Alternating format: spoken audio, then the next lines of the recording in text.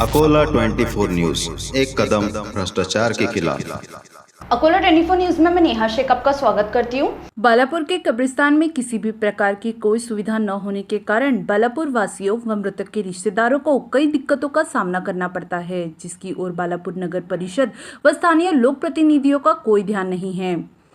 अकोला जिले के बालापुर तहसील में विशाल मुस्लिम कब्रिस्तान होने के बावजूद वो असुविधाओं से भरा हुआ है। किसी भी प्रकार की कोई सुविधा न होने के कारण मृतकों को अंतिम यात्रा ले जाते समय बालापुर वासियों को काफी परेशानियों का सामना करना पड़ता है। ये परेशानी का आरंभ सबसे पहले बालापुर से कब्रिस्तान को जोड़ने वाला पुलिया से होता है, जहाँ पर संकरा पुल होने के कारण नागरिकों को जनाजे का कंधा भी बदलना दुश्वार हो जाता है, क्योंकि अगर किसी का संतुलन बिगड़ जाए तो मृतक के साथ अन्य लोग भी नदी में सकते हैं, वो बड़ा हादसा हो सकता है। पुल को दोनों साइड से साइड के कटरे न होने के कारण कोई भी नदी में गिर सकता है, जिसका जिम्मेदार बालापुर प्रशासन हो सकता है। इतना ही नहीं, कब्रिस्तान में प्रवेश करते ही एक भी पक्की सड़क नहीं होने के कारण पूरे कब्रिस्तान परिसर में कीचड़ निर्माण हो जाता है तथा नागरिकों का रास्ते से जनाजा ले जाना तो दूर, पैदल चलना भी दुश्वार हो जाता है। नागरिक अपने मृतकों को दफनाने के लिए अपनी जान हथेली पर रखकर कब्रिस्तान में प्रवेश करते हैं, फिर भी फिसलन निर्माण होने के कारण कई लोग नीचे गिर जाते हैं, जिसके कारण उनके कपड़े भी खराब हो जाते हैं तथा उन्हें गंभीर रूप से चोटें भी आती है। बुजुर्गों को हाथ पकड़ के कब्रिस्तान परिसर से ले जाना पड़ता है। इस पूरी समस्या में जिम्मेदार नगर परिषद प्रशासन तथा स्थानीय लोक प्रतिनिधि होने का नागरिकों का कहना है। किसी भी प्रकार की सुविधा इतना बड़ा कब्रिस्तान होने के बावजूद नहीं दी गई है। कई बार इस समस्या से नगर परिषद प्रशासन को रूबरू कराया गया है तथा ज्ञापन भी सौंपा गया है, किंतु संबंधित प्रशासन कुंभकर्ण की नींद में होने के कारण उसे नागरिकों की जान से कोई लेने देना नहीं होने का साफ दिखाई दे रहा है, ऐसा नागरिकोों का कहना है। इस तरह परिसर के नगर सेवक डॉक्टर फैयाज से जब हमने इस समस्या के संबंध में बात की तो उनका कहना था कि वो इस कब्रिस्तान ट्रस्ट के सदस्य भी है, किंतु ट्रस्टियों के पास सड़कें बनाने के लिए आवश्यक निधि नहीं है। इस संबंध में उन्होंने नगर परिषद प्रशासन तथा मुख्याधिकारी को सड़क निर्माण करने हेतु कई बार सूचनाएं दी है, किंतु इस पर किसी भी प्रकार का अब तक हल नहीं निकाला जा रहा है। तत्काल स्वरूप में कब्रिस्तान परिसर में सड़कें तथा मूलभूत सुविधाएं उपलब्ध की जाए, इस प्रकार की मांग उन्होंने भी की है। प्राप्त जानकारी के अनुसार ये कब्रिस्तान 65 हेक्टेयर में फैला हुआ है। हालांकि इसे बाउंड्रीज वॉल से घिरा हुआ है, किंतु नागरिकों को बारिश के समय कहीं भी ठहरने के लिए टीन शेड व बैठने के लिए किसी भी प्रकार की कोई सुविधा कब्रिस्तान परिसर में दिखाई नहीं दी। न ही जनाजे की नमाज पढ़ने के लिए जो ओटा है उसका घेराव किया गया है। घेराव न होने के कारण जानवर वहां गंदगी करते हैं, किंतु इस ओर भी किसी का कोई ध्यान नहीं है। ये पूरा निरीक्षण हमने एक मृतक को दफनाने के समय किया। कब्रिस्तान की साफ सफाई करने को भी कोई तैयार नहीं है।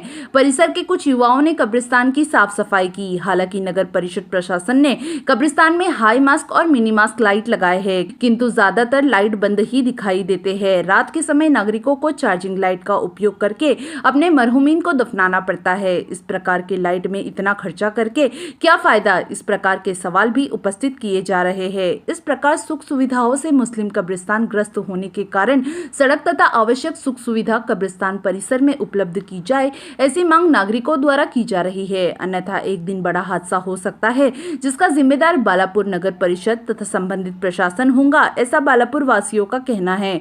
अकोला 24 न्यूज के लिए इमरान अहमद की विशेष रिपोर्ट।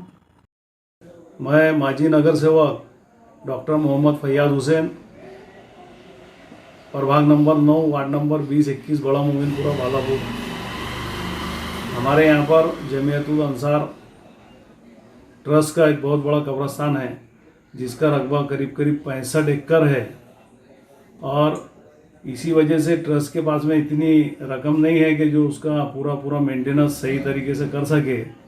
फिर भी मैं नगर सेवक होने के नाते अपनी जिम्मेदारी निभाते हुए मैंने हमारे माजी आमदार सिरस्कर साहब से एक फंड लाया था, जिसके ज़रिए से उत्तर की तरफ की पूरी बाउंड्री कब्रिस्तान की और शाह मौली सिद्दीक साहब बाबा के नीचे जो नमाज जनाजा पढ़ने का ओटा है वो उसमें तैयार किया गया था।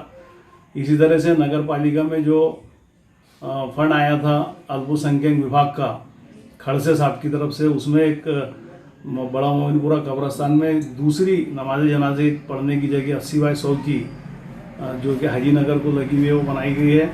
इसी तरह दक्षिणी विभाग में नगर पालिका के और एक दलित बस्ती फंड से उधर की भी यूनुस यूनुस खान साहब के भट्टे के पास से मस्जिद वाले खेत तक पूरी बाउंड्री हो चुकी है, और सामने की तरफ तो नदी है, पीछे की तरफ विकास है और बड़े मोमिनपुरे का खेत है।